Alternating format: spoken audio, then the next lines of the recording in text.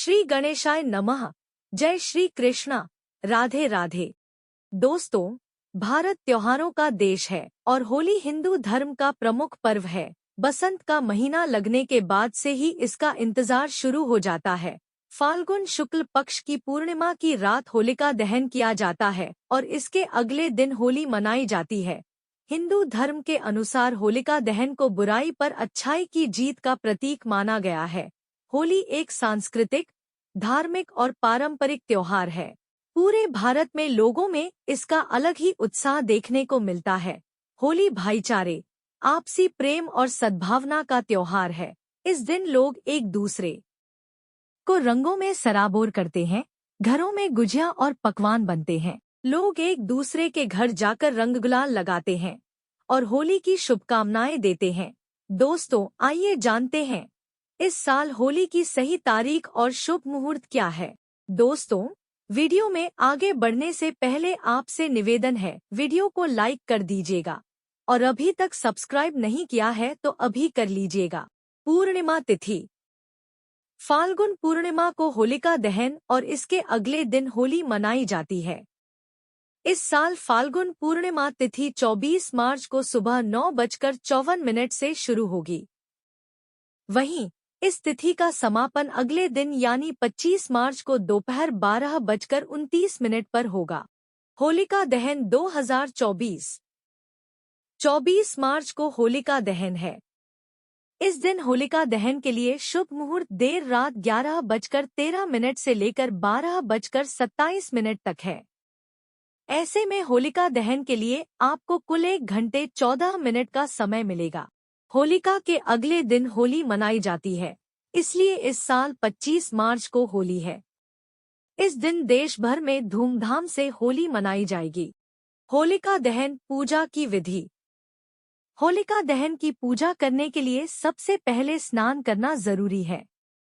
स्नान के बाद होलिका की पूजा वाले स्थान पर उत्तर या पूरब दिशा की ओर मुंह करके बैठ जाएं। पूजा करने के लिए गाय के गोबर से होलिका और प्रहलाद की प्रतिमा बनाएं। वहीं पूजा की सामग्री के लिए रोली, फूल, फूलों की माला, कच्चा सूत, गुड़, साबुत हल्दी, मूंग, बताशे, गुलाल, नारियल, 5 से 7 तरह के अनाज और एक लोटे में पानी रख लें। इसके बाद इन सभी पूजन सामग्री के साथ पूरे विधि विधान से पूजा करें। मिठाइयाँ और फल चढ़ाएं।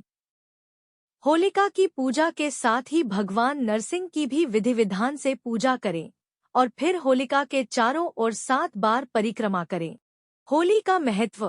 हिंदू धर्म के सभी त्योहारों में खुशियां हैं, लेकिन इसके पीछे महत्वपूर्ण संदेश भी है। जैसे दिवाली अधर्म पर धर्म के विजय का प्रतीक है, वैसे ही होली भी है। इन त्योहारों का स्पष्ट संदेश है कि घमंड अच्छा नहीं होता। ईश्वर से बढ़कर कोई सत्ता नहीं होती है। जो भी विधि के विधान को नहीं मानता, उसे कोई बचा नहीं सकता। जैसे होलिका या हिरण्यकश्यप वरदान के बावजूद भी मारे गए। होली की कथा। सतयुग में एक अति पराक्रमी दैत्य राजा था हिरण्यकश्यप। हिरण्यकश्यप के भाई हिरण्याक्ष का भगवान विष्णु ने वराह अवतार लेकर वध किया था। इस कारण हिरण्यकश्यप उन्हें दुश्मन मानता था। हिरण्यकश्यप का विवाह कयाधु से हुआ, जिससे उसे प्रहलाद नामक पुत्र की प्राप्ति हुई। हिरण्यकश्यप ने मनचाहे वरदान के लिए ब्रह्मा की तपस्या शुरू की। इस दौरान देवताओं ने उसकी नगरी पर आक्रमण कर दिया और वहां अपना शासन स्थापित कर लिया। उस समय देवर्षि नारद मुनि ने कयाधु की रक्षा की और अपने आश्रम में स्थान दिया। वहीं पर हिरण्यकश्यप के पुत्र प्रहलाद का जन्म हुआ। देवर्षि नारद मुनि की संगत में रहने के कारण प्रहलाद भगवान विष्णु का भक्त बन गया। उधर कई वर्षों तक तपस्या के बाद हिरण्यकश्यप को ब्रह्मा ने दर्शन दिए। हिरण्यकश्यप ने वरदान मांगा कि मेरी मृत्यु मनुष्य या पशु के हाथों न हो, न किसी अस्त्र शस्त्र से, न दिन व रात में, न भवन के बाहर और न ही अंदर, न भूमि न आकाश में हो मेरी मृत्यु। कुल मिलाकर अपनी समझ में उसने अमरता का वरदान मांगा। ब्रह्मा ने उसे यह वरदान दे दिया, किंतु इसके बाद वह निरंकुश हो गया। वह ऋषिमुनियों की हत्या करवाने लगा और स्वयं को भगवान घोषित कर दिया, किंतु स्वयं उसका पुत्र प्रहलाद विष्णु भक्ति में लीन रहता। यह बात हिरण्यकश्यप को पता चली तो वह गुस्से से फट पड़ा। बार बार समझाने के बाद भी प्रहलाद ने जिद नहीं छोड़ी तो उसने उसे मारने का फैसला कर लिया। हिरण्यकश्यप की एक बहन थी होलिका। होलिका को भी भगवान ब्रह्मा से एक वरदान मिला था कि उसे अग्नि नहीं जला सकती। हिरण्यकश्यप ने होलिका को कहा कि वह प्रहलाद को अपनी गोद में लेकर अग्नि में बैठ जाए, ताकि प्रहलाद भाग न सके और वह उसी अग्नि में जलकर खाक हो जाए। होलिका ने किया तो ऐसा ही, किंतु वह खुद भस्म हो गई और प्रहलाद बच गया।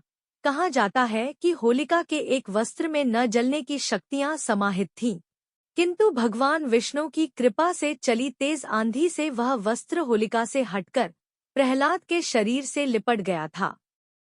होलिका के जलने और प्रहलाद के बच जाने पर नगरवासियों ने उत्सव मनाया, जिसे छोटी होली के रूप में भी जानते हैं।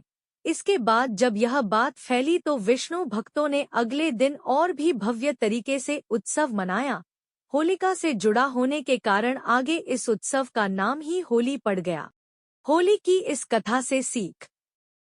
पहला, इस कथा से हमें यह सीख मिलती है कि हमें प्रभु की भक्ति को समझना चाहिए। प्रभु के अलावा किसी को ईश्वर नहीं मानना चाहिए, जिस तरह की प्रहलाद ने ईश्वर की भक्ति को ही सर्वोपरि माना। दूसरा, हमें कभी भी घमंड नहीं करना चाहिए, खुद को ही सब कुछ मानकर नहीं चलना चाहिए। नास्तिकता के विचार त्याग देना चाहिए। जिस तरह की हिरण्यकश्यप ने घमंड किया तो उसका नाश हो गया। तीसरा, ईश्वर की भक्ति में ही शक्ति है, उससे जीवन की सभी समस्याओं का हल हो जाता है। यदि आप में दृढ़ समर्पण भाव है तो ईश्वर जरूर आपकी रक्षा करेगा। जिस तरह की भक्त प्रहलाद पर इतने संकट आए फिर भी वे अपनी भक्ति में दृढ़ थे। चौथा, अपनी शक्तियों का दुरुपयोग नहीं करना चाहिए, जिस तरह की होलिका ने किया। अपनी शक्तियों को सर्वहित में लगाएं। पांचवा, आप चाहे तो विगत वर्षों के बुरे अनुभवों और असफलताओं को एक कागज पर लिखकर अग्नि को समर्पित कर दें। अपने मन में चल रहे नकारात्मक भावों को होली दहन में डाल दें। तभी आप भी सकारात्मक सोच से आगे बढ़ते हुए प्रहलाद की तरह ईश्वर कृपा के पात्र बन जाएंगे।